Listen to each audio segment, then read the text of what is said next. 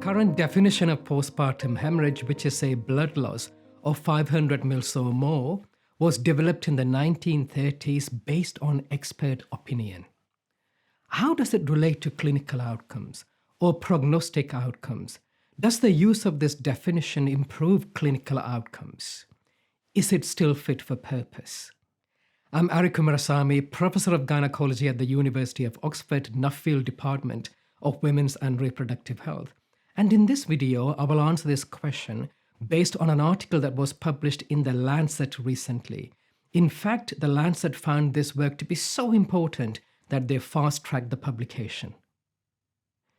This study is an individual participant data meta-analysis of various clinical markers such as measured blood loss, blood pressure, systolic and diastolic, pulse and shock index, and how well these clinical markers related to clinical or prognostic outcomes.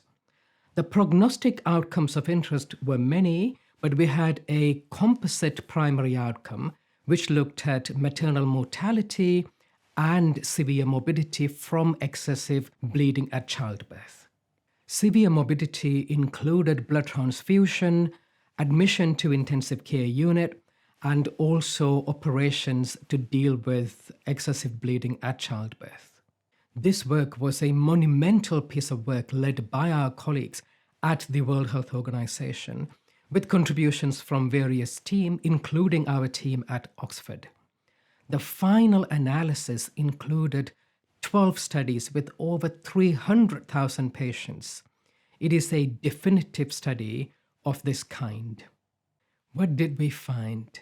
We found that the current definition, which uses a blood loss threshold of 500 mils, identified 76% of women who would run into trouble from postpartum hemorrhage.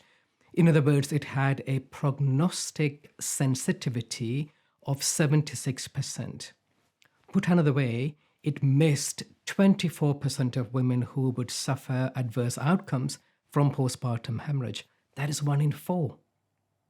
Now, before this IPD meta-analysis was carried out, the World Health Organization had sought the consensus of a group of international experts on what would be the minimum acceptable prognostic sensitivity for a robust definition of postpartum hemorrhage.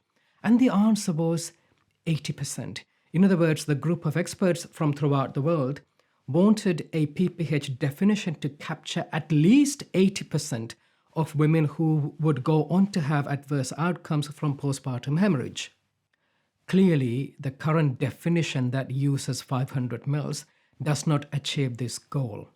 However, when we lowered the blood loss threshold down to 300 mils, we achieved the desired prognostic sensitivity of more than 80%. In fact, we got a prognostic sensitivity of 84% if we used 300 mil threshold for defining postpartum hemorrhage. So this is great news, but this came at a cost. The cost was loss in prognostic specificity. So the prognostic specificity, which was about 80% with 500 mil threshold, had come down to about 55% with 300 mil threshold. This would mean treating many women for postpartum hemorrhage unnecessarily. So we had this challenge. How can we achieve the desired prognostic sensitivity but without compromising prognostic specificity? Fortunately, the data showed us the way. When we combined the blood loss of 300 mils or more with an abnormal vital sign, namely a pulse of more than 100, systolic blood pressure of less than 100, a diastolic blood pressure of less than 60, or a shock index more than 1. So when we combined the blood loss of 300 mils or more with any one of these abnormal vital signs, we achieved excellent prognostic sensitivity, but without compromising prognostic specificity. In fact, the prognostic sensitivity was about 87%, with prognostic specificity of 75%. This is very reasonable. So, based on this work and other important work, The World Health Organization, FIGO and ICM now define postpartum hemorrhage as a blood loss of 300 mils or more, plus an abnormal vital sign, or a blood loss of 500 mils or more on its own right. Importantly, the blood loss has to be measured objectively, for example, using a blood collection drape. Make sure that you use this new definition in your clinical practice.